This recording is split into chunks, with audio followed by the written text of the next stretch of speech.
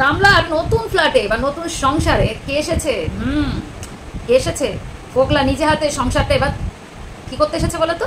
সংসারটা এবার তৈরি করতে এসেছে। তোমরা দেখেছো কেউ ফোকলাকে?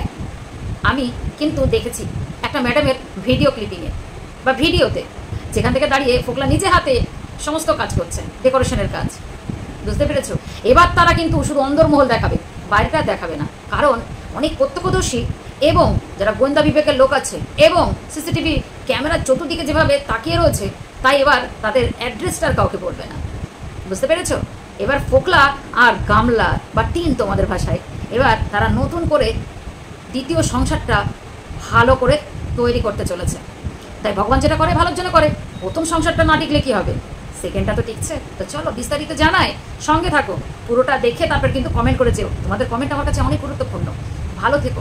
তো চলো, আর ভালো লাগলে কিন্তু অবশ্যই বলবো সাবস্ক্রাইবটা করে দিও।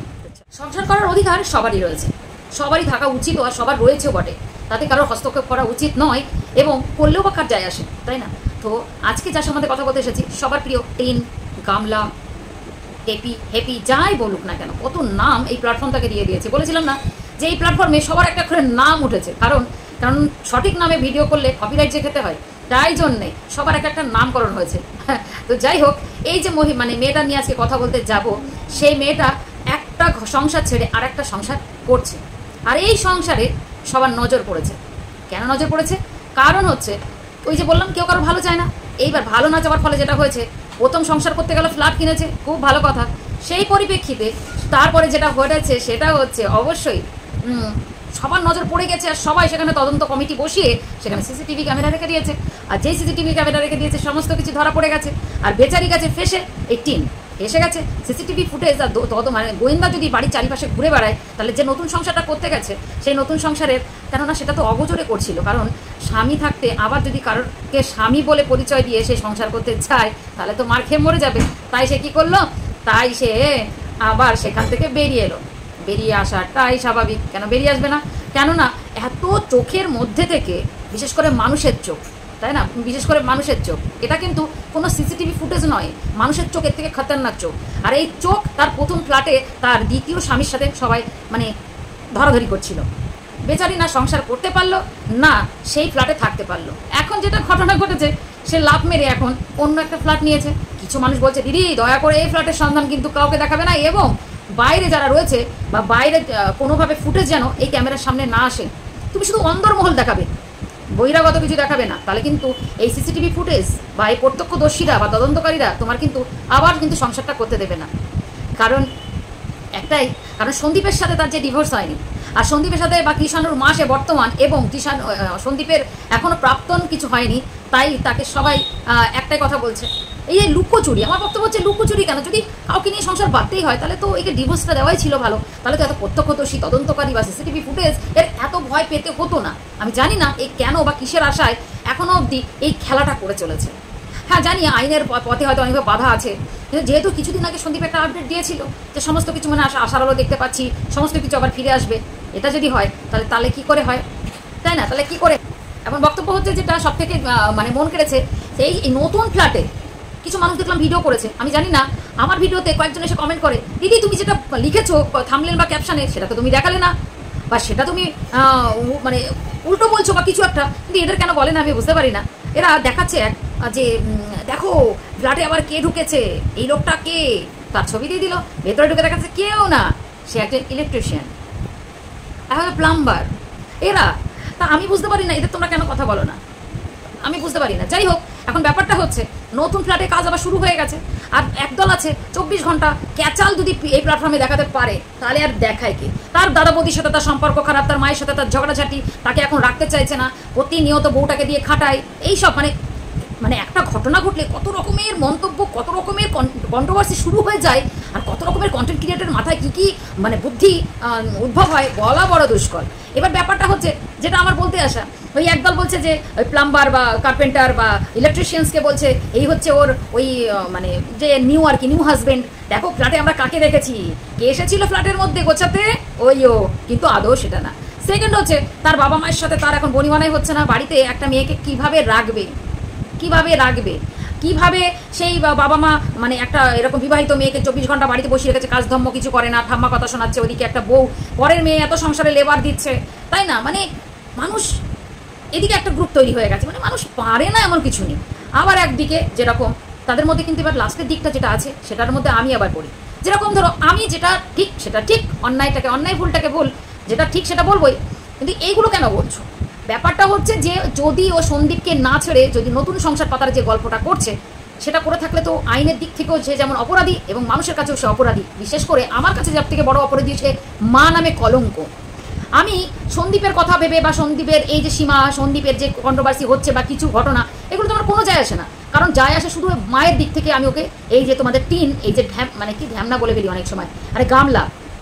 একটাই কথা হচ্ছে যে এই মেয়েটার একটাই দোষ আমার সব থেকে, বা আমার চোখে ও অপরাধী, সেটা হচ্ছে যে মেয়েটা একটা মা প্রথমত, আর সেই মা হয়ে সন্তানকে ছেড়ে যেভাবে থাকতে পারে, কষ্ট তার হয় ঠিকই, হয়তো প্রকাশ করে না, প্রকাশ করার ভঙ্গিটা তার আলাদা, কিন্তু আমার বক্তব্য সে ছেড়ে থাকে কি করে, আর ছেড়ে চলে বা কি গেল কি করে, এটাই হচ্ছে বড় কথা। প্রথম দিন থেকে এই প্রতিবাদ আমি করে এসেছি।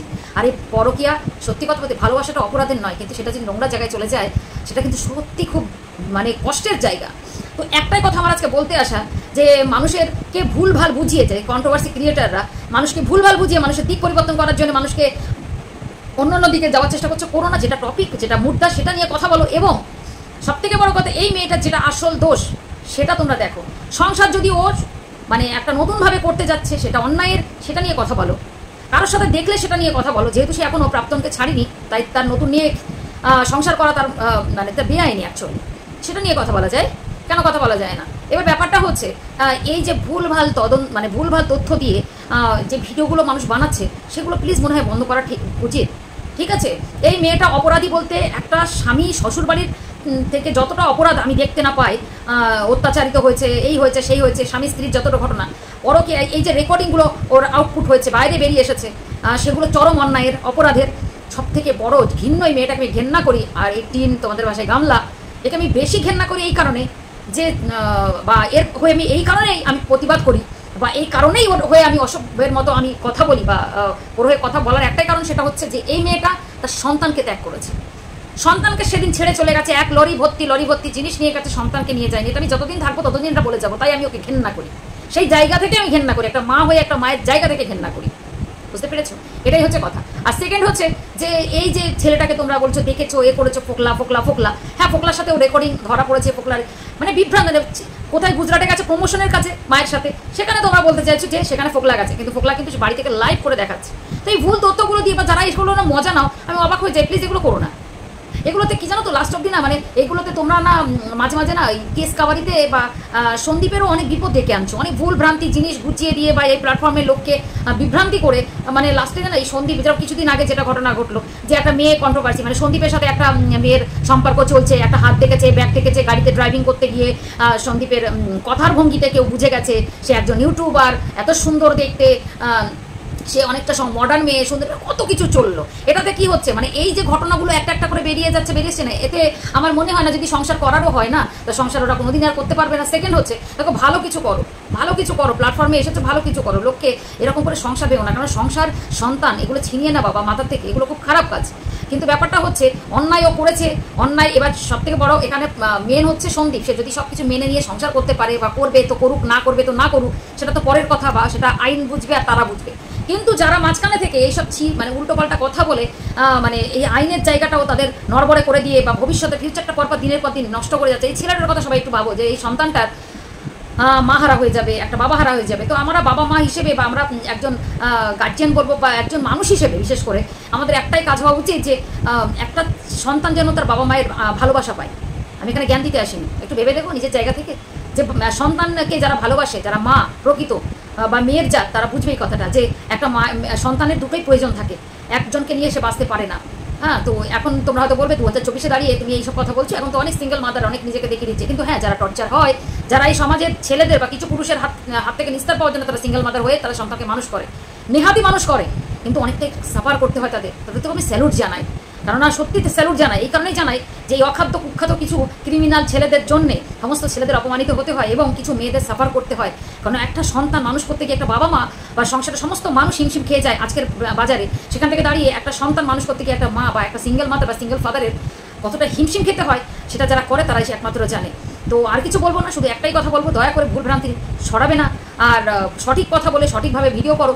আর এইভাবে উল্টো পাল্টা মানে যে যে যেটাতে ভালো থাকতে চায় বা যে যেটা সংসার করতে চায়, সেটা প্রথম সংসার হোক সেকেন্ড সংসার হোক, তাকে সংসার করতে দাও। বা এইভাবে মানুষের পেছনে লাগা আমার মনে হয় ঠিক না, তাই না? আর তোমরা বলবে আমি কোনো রকমের এইসব করো, বললাম না করো কি একটা, আমি সাপোর্ট করতে আসিনি আর কোনো জ্ঞান মারতে আসিনি। শুধু একটাই কথা বলবো যে যদি ও ইনলিগালি মানে অন্য ছেলে এই ফোকলার সাথে আবার নতুন করে সংসার করতে চাই, উইথ প্রুফ তোমরা যদি দেখাতে পারো তাহলে তোমরা কথা বলো, অবশ্যই কথা বলো। কারণ এটা ঠিক নয়, এটা ভুল মেসেজ দিচ্ছে সেটা এই গামলা আমাদের সমাজকে। তাই জন্য অবশ্যই প্রোটেস্ট করা উচিত, ঠিক আছে? তাই বলে এই নয় যে একটা ইলেকট্রিশিয়ান, একজন প্লাম্বার, একজন কার্পেন্টার, তাকে দেখিয়ে দিয়ে থামলেনে দিয়ে বোঝানোর চেষ্টা হচ্ছে যে এরকম, ঠিক আছে, যে এরকম এরকম ব্যাপার। এবার সেটা নিয়েও ডেসক্রাইব করছে, এসেছিল আগে এসেছিল, সেটা দেখাও, তারপরে কথা বলো, ঠিক আছে? আর সব থেকে বড় কথা হচ্ছে যে এই মহিলা আবার এই যে এই গামলা, আমার তো মনে হয় কোনোদিন আর ওর সংসার আর কোনোদিনই ফিরতে পারবে না। তো আমার একটাই দুঃখ যে এই ছেলেটাই বাবা মা হারা হয়ে যাবে শেষমেশ অব্দি। বাবা হারা হবে না হয়তো, বাবার জীবন তো আছে, বাবা একদিন হয়তো সংসার পাবে, ছেলেটার কি হবে সেটা একবার ভেবে দেখো তোমরা। এটাই বলতে আসা, আর কিছু বললাম না। সবাই ভালো থেকো, সুস্থ থেকো।